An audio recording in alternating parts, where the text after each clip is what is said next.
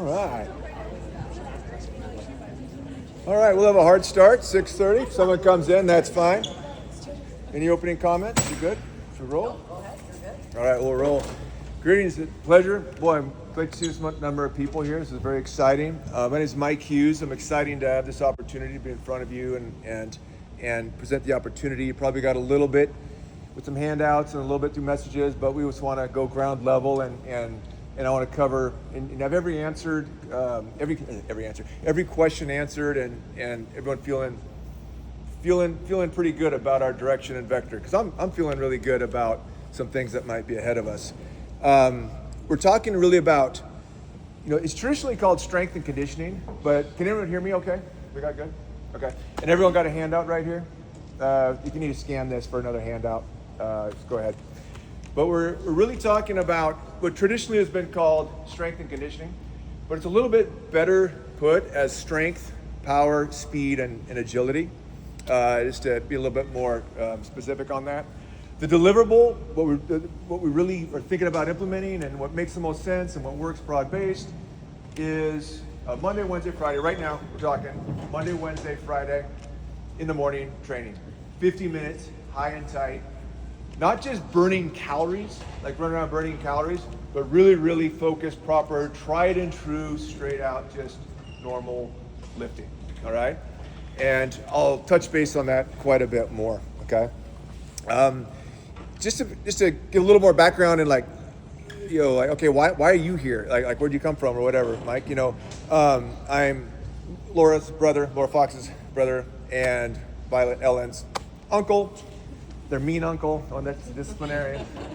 And kind of the genesis of this, quite frankly, is I'll seed in a little bit of introduction on this when it's more appropriate throughout the whole hour, hopefully about 45 minutes here. But I was at one of the games, and I'm not picking favorites here or anything, but the genesis was I was watching the freshmen play on the basketball team, and I think it was against Squalicum, and I don't know, it was like 80-some to 30 our favor, and it was like the honey badgers versus the giraffes, just mauling them. And I thought, wow, this is really cool. Like, this is really neat. This is neat. But I also thought at the same time, oh my gosh, if they got a little more speed, strength, power behind them, I mean, this really could be something. I don't say that exclusionary to like the juniors or anything like that. I'm just saying that was just a genesis. That was just thought about that.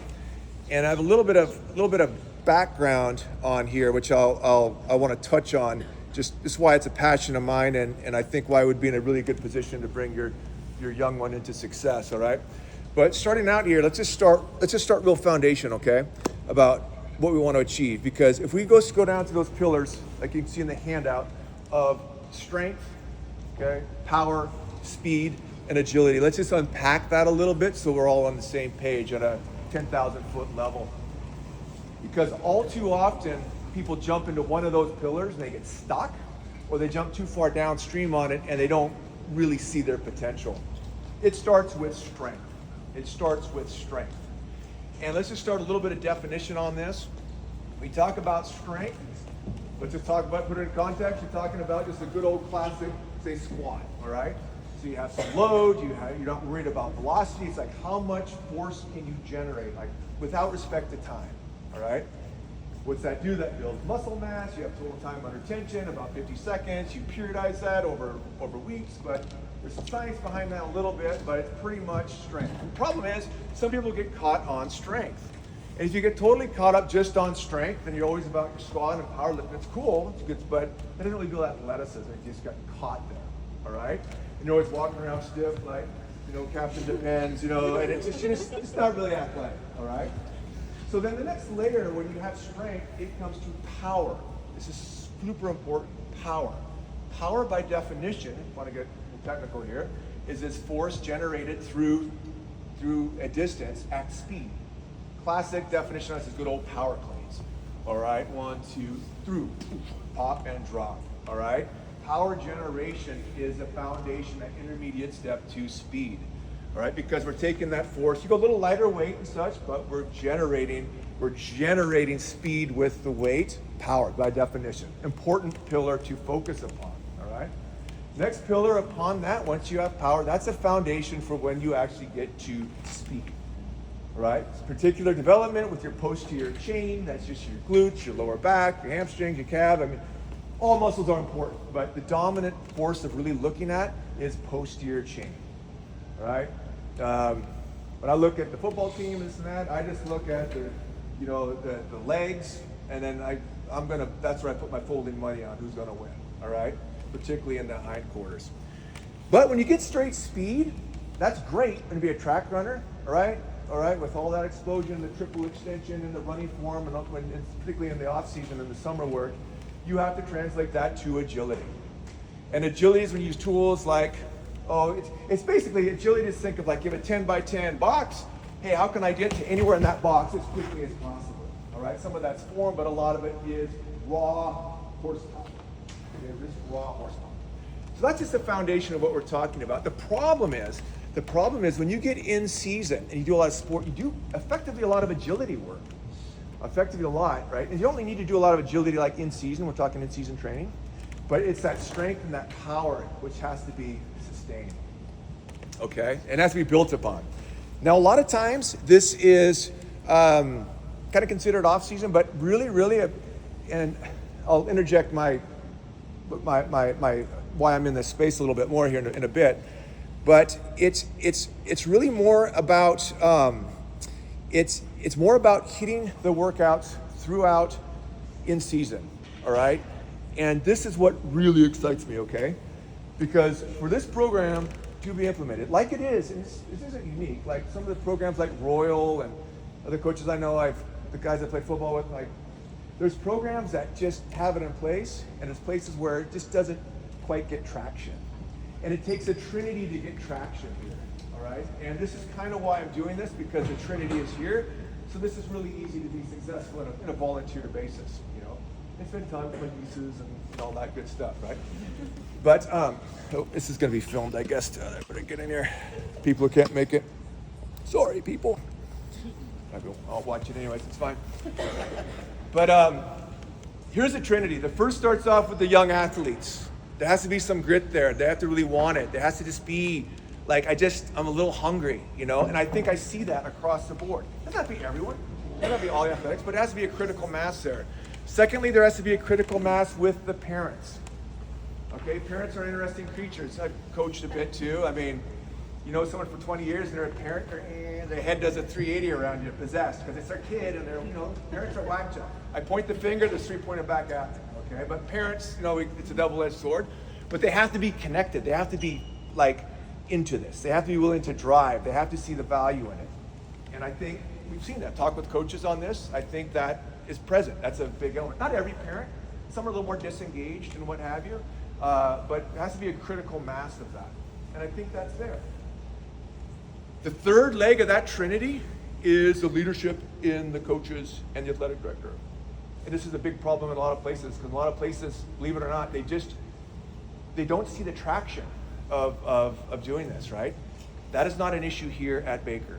The coaches are really for this. I ran this by the coach Tiffany and that, and they are like, yes. I ran this by Ron Lepper, Coach Lepper. Lepper is a legendary coach around this community. I think him and Coach Ames are just right up there. Lepper knows his way around the weight room, all right? His championship seasons have been with the weight room. So we are perfectly in sync on this as far as our vision, our culture, our view, and what have you. So that trinity is powerful, all right? And I think that's really the foundation of, I think, how this is going to hum and succeed a bit, okay? By the way, if anyone has a question, you can shoot a hand up as we go along, okay? This can make this a little bit interactive.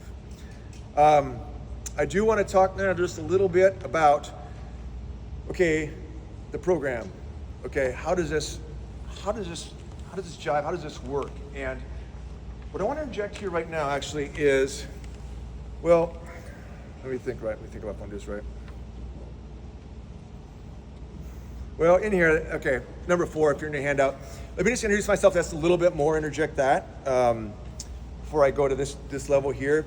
So, I went to high school here actually, like way back when. It was a few years ago. 1970 was 30 years ago, so it was 10 years ago. so I laid back here. It's my way of doing the math. And strength and conditioning means, strength, power, it means a lot to me, all right? I don't want to sound boastful or anything like that, but I'm on that little board up there for, a little offense, little defense, little linebacker, stuff like that. I went on to play at Idaho, and I was, started 3 years at Idaho, 38 games, 5 years, and blah, blah, blah. But the reason I say that is because strength was absolutely the pinnacle of the reason of why I had, I could say, any athletic success. It was absolutely finding the weight room. I completely, utterly believe that. In fact, even when I went to high school, I tried to print t-shirts out and get compliance for the summertime to get, other athletes at that time to come. Because we had a really good culture before my time in the 80s. We got some faces here at Sandy and some stuff like that, like we had, but in 88, there was some, badass. Like it was cool, and then it kind of fades. It kind of goes in waves a little bit.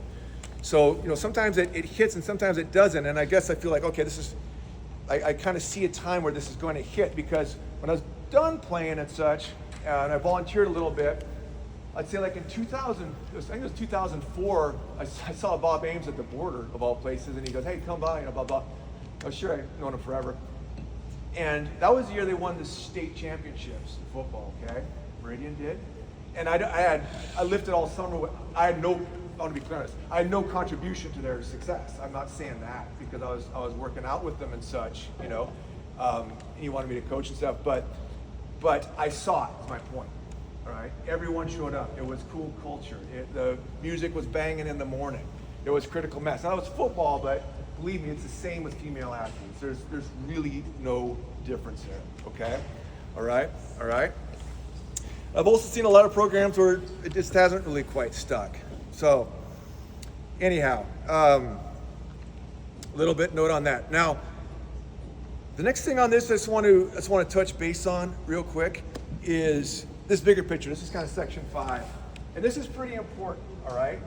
Because I want to nip in the bud where there'll be some psychological reservation to maybe really sell out on this and show up and what have you. Because here's an issue. Let's just go a short cycle. Let's be myopic. Let's just say you start off at some level over, it's really 48 hours, let's say 47 hours before the next workout. And you hit a workout, and right away your performance really by definition dips.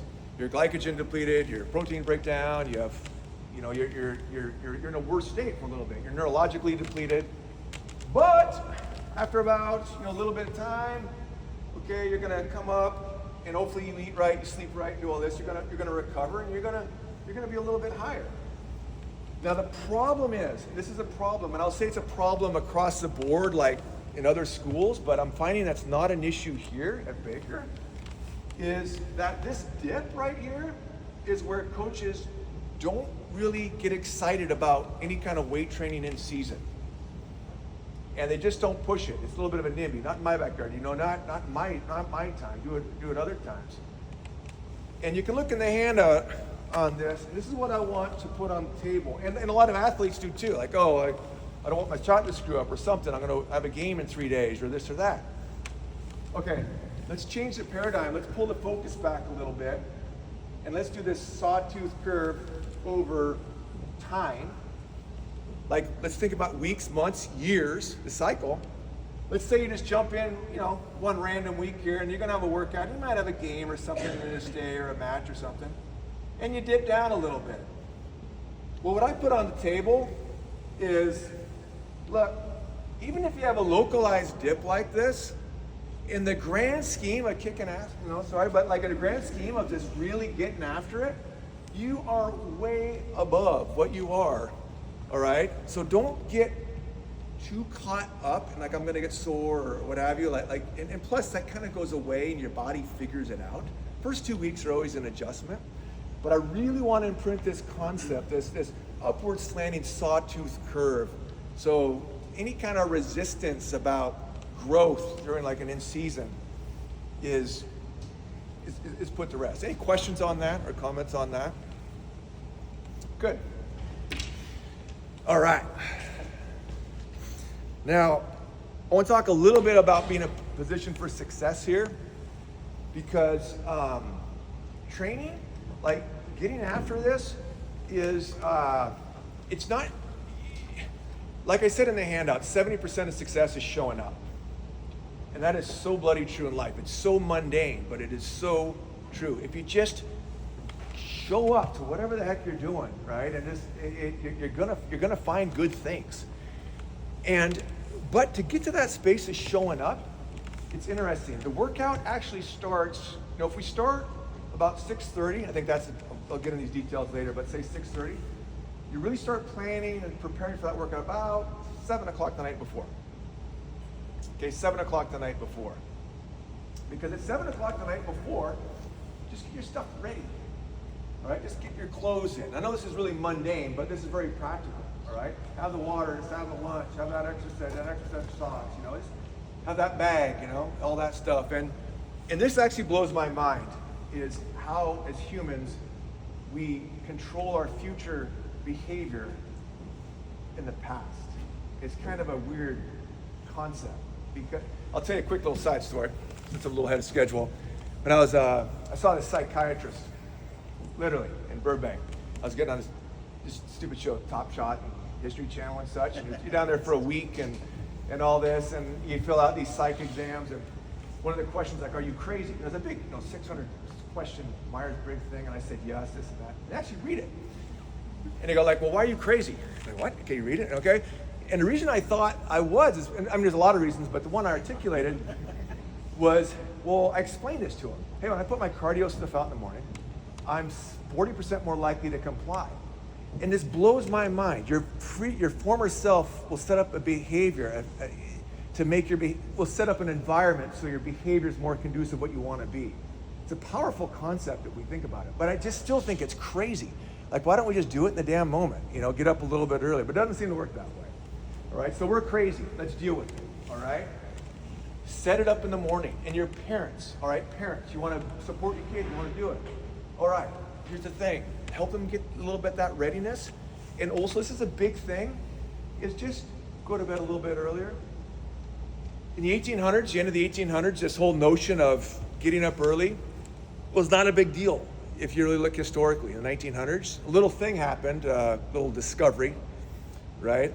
Harnessing, little Thomas Edison, little Nikola Tesla, electricity.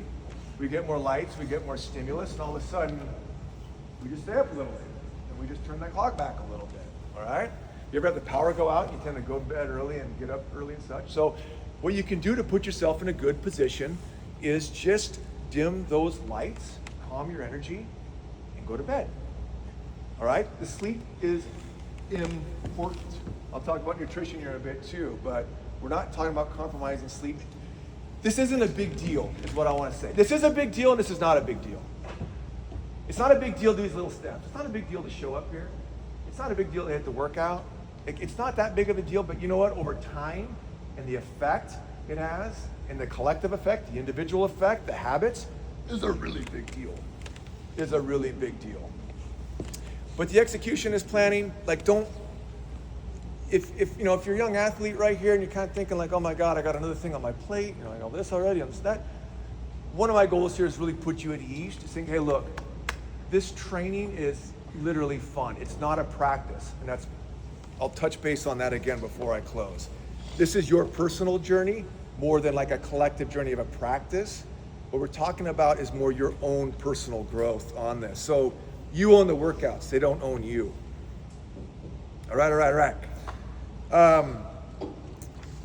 Good. Well, we talk about sleep a little bit and about this recovery. I don't want to go too deep on here, but this is just really, really important that I at least have to touch at a high level. And that is nutrition. There's a lot of nutrition plans out there. There's a lot of theories on that. It's probably the most turbulent area that you see as far as different philosophies on it, because you got Pritikin diet, you got Atkins diet, you got carnivore diet, you got vegan, you got vegan, you got all that stuff. I actually study that quite a bit, and I find it quite fascinating for performance, longevity, cognitive improvement, all that such. The simplicity on the far side of complexity when it comes to nutrition is managing blood sugar. All those diets manage blood sugar. That means the sugar, the glucose in your blood tends to get level. A lot of them are restriction diets because when you cut off like half of what you can eat, you tend to eat less, and that's generally how that works, all right? Most nutrition programs built around losing weight and all that. This is a little bit different. And I don't want to go too deep on this, but what I do want to put on the table is with that notion of managing blood sugar, that generally means little smaller meals. Doesn't mean not eating. Smaller meals, okay? Definitely get protein with your meals. The science used to be a little sketchy on that. It's bad for your kidneys or this or that, you know. And I'm not saying go full carnivore diet where it's a brutal way of managing blood sugar, but it's generally like a gram per pound. We can go into depth on that. If you think of like a scoop of protein 6 times a day, you know, or not just that, but just that 25, 30 grams. And you can do the math on that, look, but if you don't eat protein, you will not grow muscle. All right, that's just a hard fact. Protein is the only macronutrient having nitrogen. I mean, you'd be nitrogen negative, so you have to eat protein. If you're vegan and that's your belief system and something like that, I'm not knocking that. It's a little more challenging, particularly getting the amino acid profile. You have to be really Johnny on the spot with your nutrition plan if you want to go that route. Okay, so that's a little bit on nutrition. I would suggest what I think works great, just personally. My wife and I is like chicken broccoli yams is kind of, or chicken broccoli sweet potatoes is sort of the ultimate meal. All right, some kind of fibrous carb, some kind of protein source, and what's called a low glycemic carb. Just means it doesn't spike your blood sugar much. It kind of gives your muscles time to absorb that.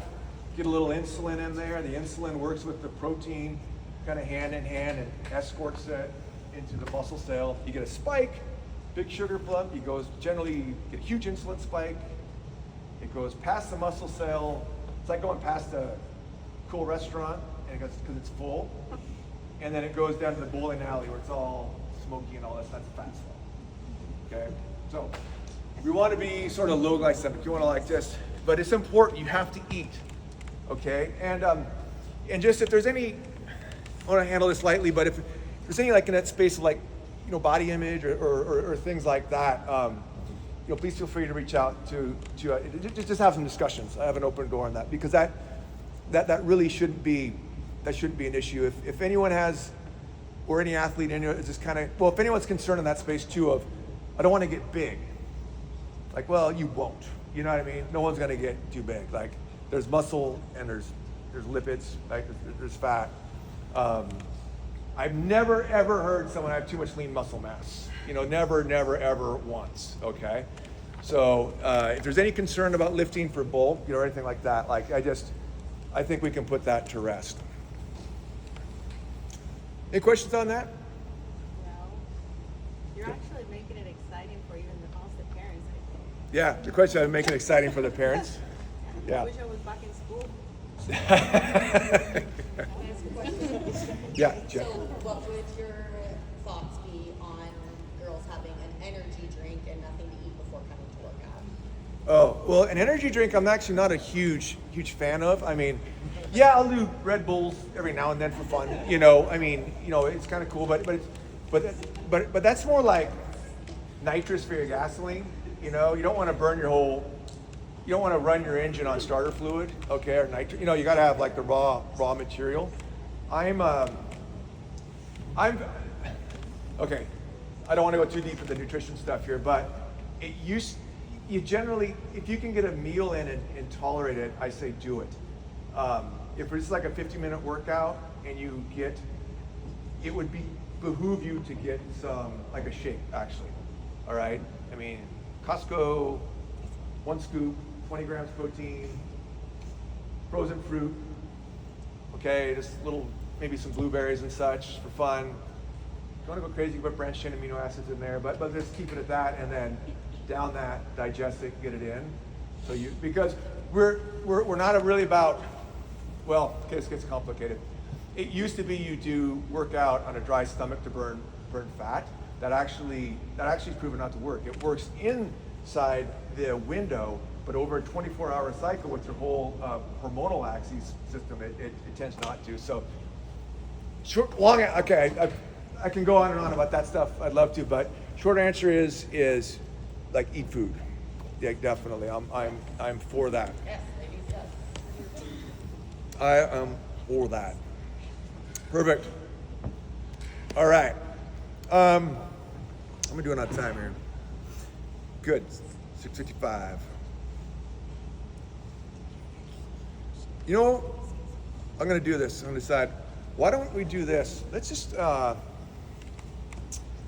let's do this. Let's bring the young athletes out here, actually. Okay? Go on. Come on, bring out here. Let's flip out here. You're going to do great. You're going to do great. How many we got here?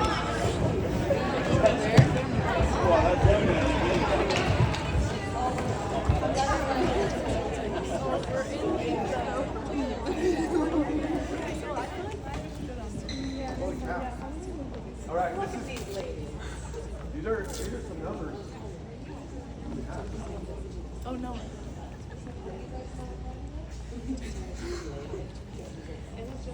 Wow, okay. If all you show up, like on August 9th, we're thinking about this, I talked with Lev on this, about August 9th. I think, track starts right now, or excuse me, August, March. Like 1 week from now, okay, March 9th. Not the 2nd, because I think track and everything start to, let's get adjusted on that, okay? And then like Monday morning, 6:30, probably be here a little early.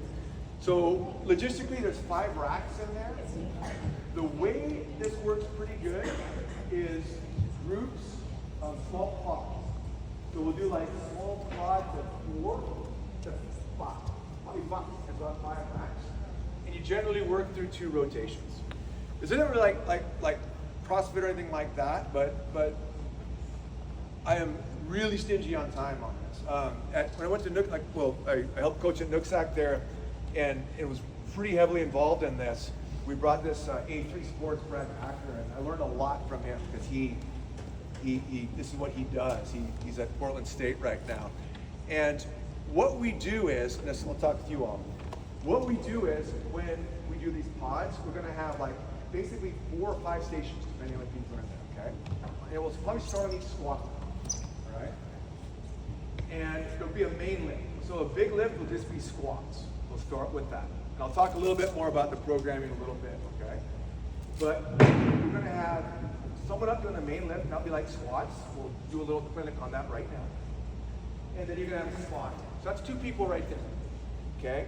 Someone doing like the lift, and then someone spotting. We're gonna learn to spot each other.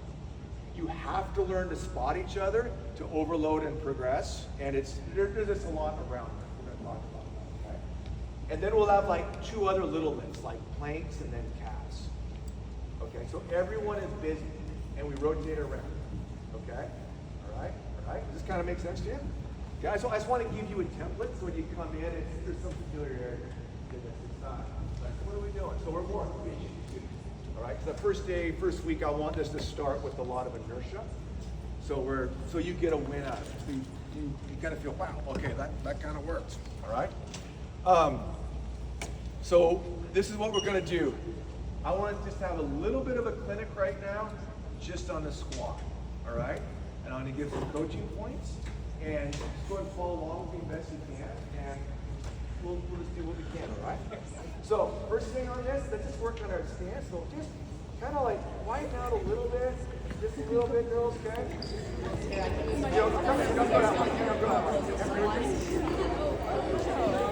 Oh, you thought you were hiding. Okay, here we go.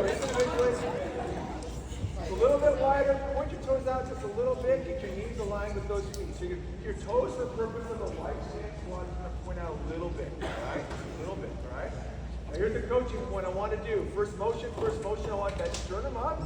I want to take your tailbone, and there's a technical term here, it's called pook, all right? We're going to pook your tailbone back like that, all right? Very good. I know, it works. I don't know why it works. I got the cueing point from somewhere. Okay, we're going to pook back. Now pretend your lower legs are in cement. Your lower legs don't move back and forth. The shins are to stand there. You're going to pook, and then continue to sit back. Go ahead. Pook, and sit back. Back. Sit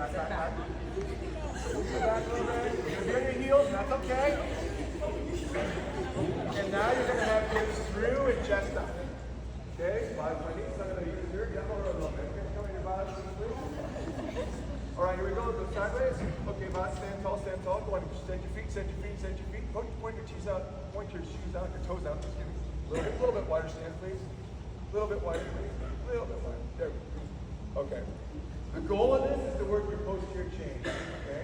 We got to get a lot of hip flexion to work our glutes. This is where the muscle comes. Right? This is where the power comes. All right. For everything we do. Okay. If you're running, triple extension, you got your three joints extending, your posterior chain. All right. If you're batting, you crush above, just posterior chain. That's where the line. Now we want to work the hip flexors, we want to work your body, but if you want to be an athlete, it's really is back down there. Okay. All right, Molly, go ahead and stand tall, please. Just stand tall. Go ahead and put your arms up like this, your sternum high like this. Okay, first motion. I just want you to go ahead and boom, butt back. Sit back. Good. Now keep your knees over your heels. Keep sitting back. Now we're gonna have a few things. I want lumbar arch. Okay. When I say a lumbar arch, it means like this. It's not like this, that arch. I mean a concave arch. Okay. So lumbar right? Lumbar arch. And then here's what I want to do. I want hips through and then chest up. So it's going to be hips through and then chest up. Boom, like that. Common deficiencies is sometimes you get down there and you just lift up like that. Common deficiency, you try to keep your spine straight. You go down like this, back. This is some weird coming from stuff. Okay, we're not going to do that. All right, so we march over like that. All right. Next coaching point on this, girls. Go ahead and find the crease of your hip. Find the crease of your hip. Go ahead and take, right where it ends, right? That's the crease of your hip, right? Go ahead and take your fingers and be about equidistant, like about 2 inches above and below. Like your middle, like this, okay? Like you see right here. Okay, now as you stand and you put each elbow, try to touch your fingers together. Okay, don't make your face come forward. Try to touch your fingers. If your fingers don't touch, you're not coiling your hips. This is not an athletic stance, right? If someone comes up to you and they're playing defense like this, yeah, you're gonna have a double night, right? Triple double. You're gonna have a good night, okay? It's like coiled, like this, right? So let's just finish this coaching point. Find your crease. Get equidistant. Like, you know what I mean? Like a little above and below where you get to, okay? Now try to touch your fingers together. Touch them together. Yeah, there you go. Touch them together. So you don't want to come down like this. It's all on that hip point. Okay? So don't make your knees come forward. So go ahead and squat again. Yep, you're going to push your knees a little bit. You're going to keep that back a little bit. Okay? And also, a common deficiency, this is actually more common with females. I mean, when I say with females or males, it's an offset but overlapping bell curves. Like it's more predominant. So it's want to be in consideration. Otherwise, it's pretty much the same. But ACL tears is a big issue. So we just want to watch for like this type of action, okay? All right? And to remedy that, we use bands to hold it out, so you have to use some of your glutes and some of them to like push out to keep that aligned. That's just a detail, but I can tell that's probably going to be something to implement. So if we take a little big rubber band and tie it around, and then force you like keep those deep lines, that's going to engage what we need to engage, the strength of what we need to strengthen, you have alignment what you need to have to put you in the best position for injury prevention. Big element of all this is injury prevention. Okay, besides performance. Got it? Let's do this. Let me give you three on here right now. Very good. I just want to have touch base on the protocol, okay? So, if it's going to work like this, you are up squatting, okay? Boom. You are spotting, all right? You're going to be doing it's an important lift, but it's not a time filler, it's important, but these are the important ones, okay? So you might be doing like, say, planks or something, okay? And you might be doing like calves or something, okay? Around the station, all right? This is kind of weird, and I want to let you all know this, I never thought this would work, but I learned this from A3 Sports. The best ideas are stolen, right? And what works well is go on tempo, to work on controlled tempo. What that means is, with all the groups, we go at the same time. All right, the same time, and you control the ascent and the descent and the ascent, all right? So what I'm going to say is, I'll call it out. Okay, everyone ready, get your bars, get your weights. And then, okay, ready, everyone's ready? I say, okay, up, and then you'll come up, and you'll lift. And we'll start off really easy. We're not gonna like load up the weight. We'll start with goblet squats, you know, something like that, okay? And then I'm gonna count like this. We'll go over spotting right now later, but Violet's gonna spot, and we'll talk about that later. It's gonna be ready, ready.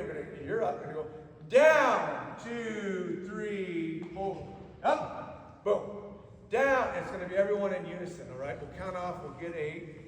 And I first saw this, I thought, how does this work? Like, how are you gonna coordinate? It works, believe me. You know, if I would have seen it, so that's the standard protocol. I just want your parents to know when we talk about pods and going on tempo. And I want you all to know, so you kind of got it lined up, all right? Now it does some funny things because we got to change the weights, we got to move around, we got to get everyone cranking, all right, lined up, all right. And there tends to be a social pressure, kind of like a assembly line. If anyone does, where you get pulled like, hey, you know, let's get it figured out down there. You know, group 4, let's, you know, get it going, get it up, let's go. And we do 2 rotations, and then we kind of split off and do some auxiliaries. Does that make sense, the protocol? Makes sense, high and tight. And then the rotation on this will be essentially, we'll go spotter to squatter, and then you'll probably go to, well, then we'll rotate around. You'll probably go to that little first auxiliary lift, plank. We'll explain it on the board, you'll know what to do. And then whoever did that, you probably come over and do a spot, okay? All right? All right? Perfect. Good, excellent, girl. Violet, stay out here for 1 second, though. You girls are great. That's good. That's just what I did. Is that a good visual? Makes sense. So you kind of visually get in. We do a quick little high and tight warm up. We get in there. We do spine groups before we move. I want 15 minutes high and tight. And give you lots of time to be done. Leper said like 7:20. Always 7:05. That's a generous amount of time. That's really good. Keep that fine. I thought 15 minutes first, but you're like that. All right. I do want to talk a little bit, one more thing here. How am I on time? You're at 7:07. 707. Oh, really? Perfect. I want to talk about squatting a little bit, or spotting. All right? This is really, really important, okay? And we're going to train this along the way as we load weight. And Leper and I are on absolute wavelength on this. Like, you have to learn to spot each other. There's something communal to it about, you know, being there. And there's something about being in a position to success to overload. All right, because at some point you have to go, you know, we have to load up a little bit, and something like a squat, you need your partner to be right there. We won't go freestyle. We're always going to be in the cage. I'm not for like open free squatting at all. It's too dangerous. There's been a death this year to some stupid bodybuilder, so we're always going to have a cage out of abundance of caution. But Violet, you're going to be my niece, okay? So what we want to do with the squat or the spot is just remember this: when you spot someone, all right? We'll practice this a lot. You don't have to know this now, but you got to get lower than them. It's actually pretty hard to do. All right. So why don't you stand this way, Violet, please? Okay. So you got to do your squat, Violet. Point towards that a little bit. Let's go wide like you're holding the bar, please. Okay. There's 2 ways to do this. You can grab below, or it's like right out here, like by the shoulders. Okay. All right. So okay, Violet, do your squat. Right away. So go boom down, 2, 3. So here's the thing. No. Okay. I'm sorry. Down like that. So first off, don't let your knees come forward. Okay, put that back, go lower, go lower, go lower. Okay, we got some work with you, but you're doing good. All right, here we go. You gotta be about like this, low, okay? So if she gets in trouble and like it's for the classic trouble, she's gonna do it wrong. Like go ahead and lift your hips, but don't lift your shoulders, Violet. Like if you do like this, you know? Like that's when it goes bad, right? Because like it's about to like, yeah, I know. Here we go, ready? So that's where you gotta be like right here. You gotta be right there, you know? Or we'll talk about sometimes you grab the weight, but you gotta be right there and help them up. Like right on this side, like on the lateral portions here, okay? This is important, We'll work on this and you'll all be really good at that. And when you start getting some weight on there and you start needing that, you know how to do it. And it'll be good. I just want to introduce that right now. Because that is a time where you're just going to have to be just touching each other, just engage with one another, and we're going to have good form on that. But it's really it's an important element. It's an important element. All right. Any questions? Yo, comfortable? So what is the actual count here? 1, 2, 3, 4, 5, 6, 7, 8, 9, 10. 10. 1, 2, 3, 4, 5, 6, 7, 8, 9, 10. 28, okay. So if 28 show up, that's a challenging number. I mean, for the weight room, but we'll figure it out. It'll be good. It's going to be great. You know, I've never seen a problem with overcapacity, but I've never seen a problem having too many. But if we have that problem, we'll make it work. All right? Currently, you only have 4, just so you know, on Monday. 4 committed. 4 committed. Okay. That's a different number than this. Well, here's your. All right, come on, let's bring it in here. Let's bring it in. So we're gonna get a break. You're gonna finish every little session, all right? With a nice little break. All right, you're gonna bring it tight. Bring it tight. It's gonna be a break. Good break. You're gonna get some force and stuff. We're gonna pick a word on this. All right, you guys did great right now. All right. You have any questions for me right now as far as implementing this? Like, you're cool. Like, okay. All right. What's the word? What's the word for this? You like baker? Okay, we can work on the creativity on that. Well, we'll start at a solid stop, all right? Okay, now look at someone next to you. Look at someone next to you. Make eye contact. And tell that person next to you, I will see you on Monday the night. Okay, look at another person. Look at another person, other direction. And say, I will see you Monday the night. Look back in the other direction. The first person say, you can count on me. Now look at that other person. Look at that other person you just looked at. Find a person, make eye contact, and say, you can count on me. Everyone there? Okay, here we go. Let's go Baker on 3, Baker on me, Baker, ready, go. 1, 2, 3, Baker! Good job. Very good. Very good. Very good. Anyways, we're just going to see like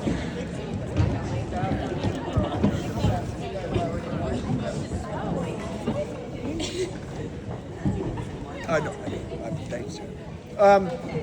Good job. Okay, I think that kind of greases the skids a little bit. Gives a little bit of a visual because no one likes, I don't care how big and tough anyone is, no one likes to kind of wander into the unknown. All right, so I hope that gives a little bit of sense like, okay, this is something I can jump into. Just to close this off now, our final little piece here is going to be a little bit of a workshop because we do have to address logistics, right? How do we make this work? How do we get people here and such? Before we jump into that and do a little breakout session, I want to talk a little bit foundationally about working out and training, and I touched on a little bit that this is not a big deal, and this is a really big deal. It's not a big deal, these little steps. It's not a little big deal. It's not a big deal to go to fatigue even, all right? It's not a big deal to eat. It's not a big deal to rest. But over time, that compounding interest is a really big deal. Success isn't that big of a deal. I mean, yeah, it turns you define success, but making money, startup, it's not that hard. I mean, it's really not. I hate to say that. I mean, alignment with the Holy Spirit, and you got to do a lot of things, right? But it's so within your grasp, all right? And I really think there's something here at Baker. Like, I feel like I'm just jumping on a bandwagon, honestly, because I think, like I mentioned, the Trinity is already here. And I've seen other schools. I've bounced around here, okay? I'm not blowing sunshine, up all the parents' tails here and stuff, right? Like, I really think there's critical mass here, because when there's critical mass, it just becomes an inertia. It becomes a culture, all right? And that sawtooth curve, that climb, like, it's just what we do, all right? And the difference is so astounding, because how many times you reach out and you're just about 6 inches from picking off that pass, right? Well, all of a sudden, a little more power, a little more speed, a little bit more, getting to A to B on that. Now you get it like 50% of the time.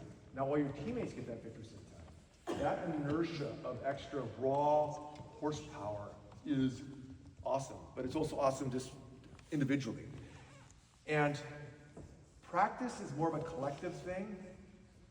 Personal growth like this showing up is individual. So this is the most important part of this psychologically. Don't think of, I'm talking to young athletes here, okay? Don't think of this like a practice. I don't think that's the way to go. I don't really think of training and stuff like a practice. I think of it more like this is for me, because this is your time. Like, this is to make you better. Like, I'm not a coach. I don't care. I don't like coaching. I don't like coaching football and stuff. I don't like being on the field.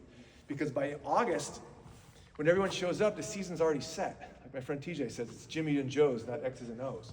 you know? And this is creating that raw, you know, that raw athleticism.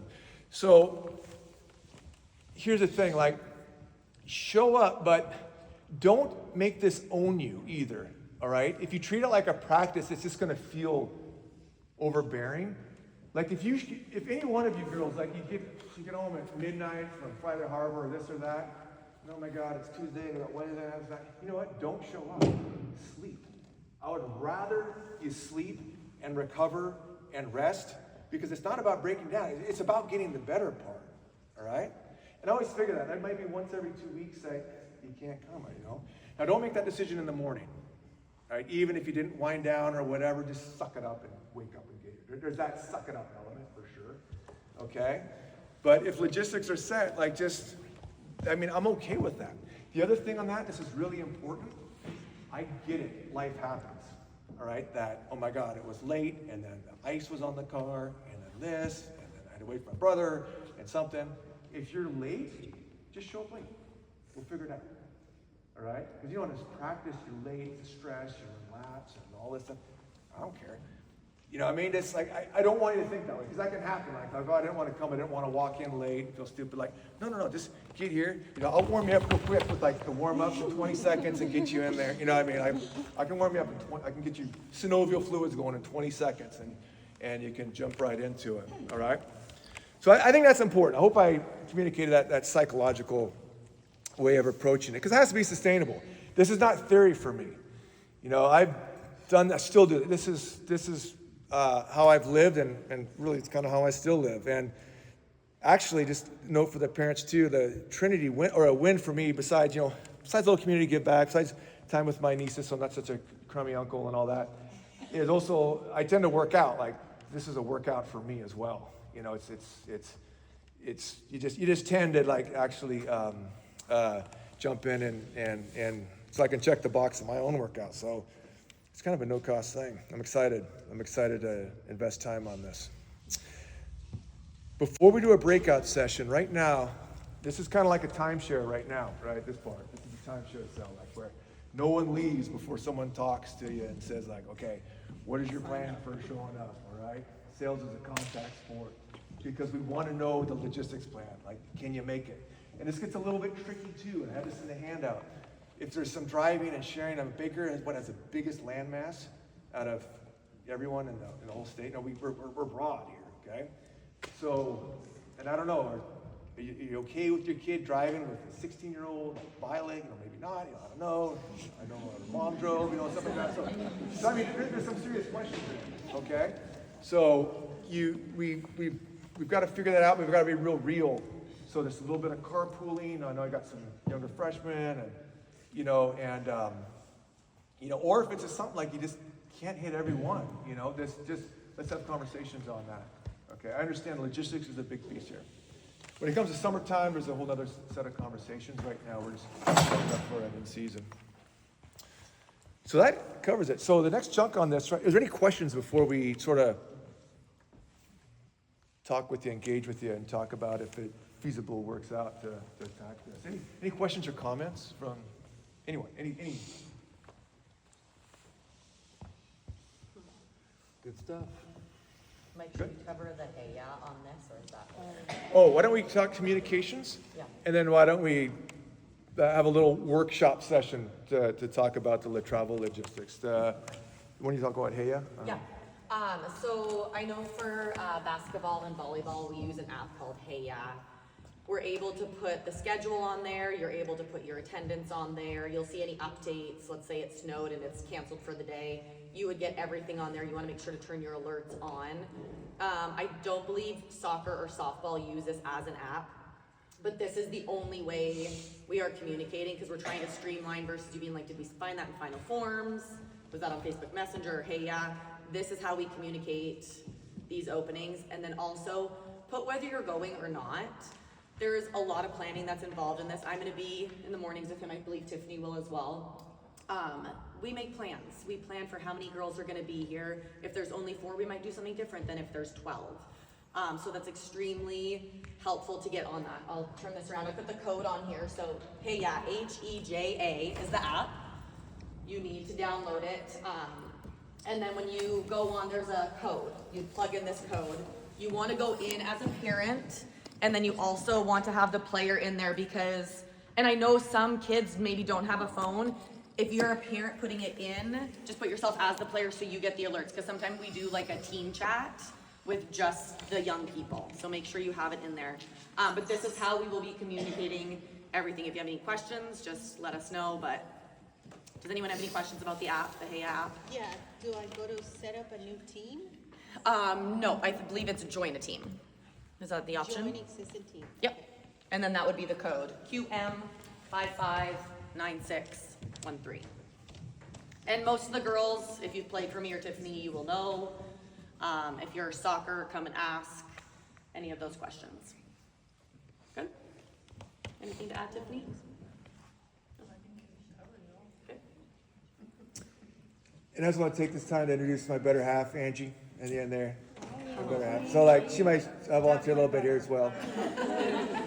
So, you know, we have our own lives and our own passions and pursuits, but I'm careful she doesn't drag me on her stuff and I don't drag her on mine, but she might show a little interest here.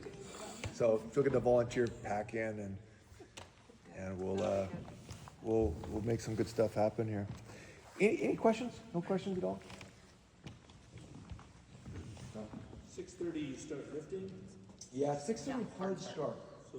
so 6:15 they should be here. I would say 6:20, like, yeah, just particularly for the first week, getting comfortable.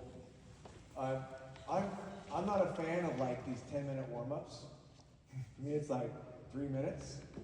There we go. These long that's just, yeah. And I forgot one thing. I just want to interject here, not to make this too long. Just on the programming itself, okay? I'm all about real fundamental movements. And this is something I have noticed too, like particularly consulting with some experts and hiring them and such is, in fact, there's this meme on Instagram where there's like a big long line and it's for jiu-jitsu or fill in the blank and it says crazy wild stuff. And then there's a tiny line, like 3 people for fundamentals. You know, fundamentals just aren't sexy, generally. You know, so like, particularly when you're paid to do something like this in a professional, you gotta, oh, we're doing this and this. And we've seen stuff over the years, like you use change, you use unbalance, all these, they're kind of faddy. Some stuff's good, but it's kind of faddy, kind of faddish. Like, this is really simple. We're talking squats and power cleans. I mean, some stuff will be pretty good. Rear leg lifts, single leg squats, you know, things like that for posterior chain development. There's definitely, but Leper and I are really on sync with this, but these solid stock movements just is what builds raw athletes. If you're a professional athlete and you already got all that massive muscle mass and such, it's a little bit different, and you work on your weaknesses and deficiencies. But at this phase, at this level, it is a lot of, you know, basic, not boring, but the energy to it. I don't want to keep it too long. I just want to interject one more thing. I know I'm losing it. But if you go back to 2004, just when and again, I had no causal factor at all for Meridian winning, you know, being with Ames and them in that little chapter in that summer. But I witnessed it. I saw it. I felt it, you know. And the next year, I volunteered a little bit there as well, helping out and such. They changed it up, and it just lost its. It was different. Like something happened. Like they moved it. There's logistics, and then we weren't really together, and then it was sparse, and then it just fell apart, you know. So the real magic, if there's anything, it's just keeping that music going, like keeping like the thing flowing, like keeping that energy up. You know, that's why we go on tempo, all right, and have it centralized control, which actually works. So that's really the bigger part than getting caught up on this versus that, or, you know, do we do, you know, wide stance deadlift or this deadlift? No, it's pretty basic stuff. Okay, I'm done. I'm done now. All right, super. Got everything in the can. Why don't we group up as you leave? Can we start a work session right now, figuring out who can't get here on Monday? Like who just can't, like I don't have the car, I don't have this, I go to work too early. I know I said can't because it's kind of hard to raise your hand around. There's a little social pressure. This might be also another important thing with Hey Ya too. If you go on and you see who's coming, you might be able to like, oh, my mom's not able to bring me, but I see so-and-so's going, I can hitch a ride. Like, this is another way to look at and see who you are able to go Yeah. with. Which is another reason it's important to go on and say whether you're going or not. That could be really helpful for some people. And if there is carpooling, like, to bring some sobriety to this, I mean, just really be careful. I mean, back in our day when we grew up, like, someone died every year with an automobile in Baker. Every freaking year, all right? It's bad, but you still got texting and driving and ice, so I just want to wedge that in there. Like, if you're driving with someone else's kid, like, really, whoever's driving, be safe, okay? And if your parents have issues, let's bring that up. 'Cause that's a big deal. 30,000 people a year dying on the roads. So that's, I want to talk about risk. That's probably it. All right? Yeah. Mike is doing this all literally out of the goodness of his heart, mostly for his nieces. But we are so thankful that he's here and everything he's gonna bring. Hopefully, truly there is buy-in in this. It really will make our females so much better in every sport that they do. It really will. We want it for everybody. We don't want to just pick and choose who. This is for everyone. So we're thankful for him and his time. Let's not abuse that. Let's really use that and grow together. And let's thank Mike for being here tonight.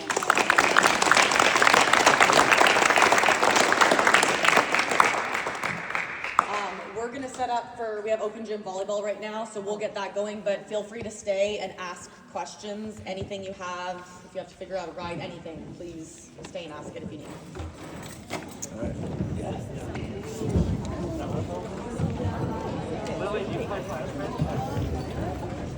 Mila, are you gonna go with Violet? That's another good point. I might.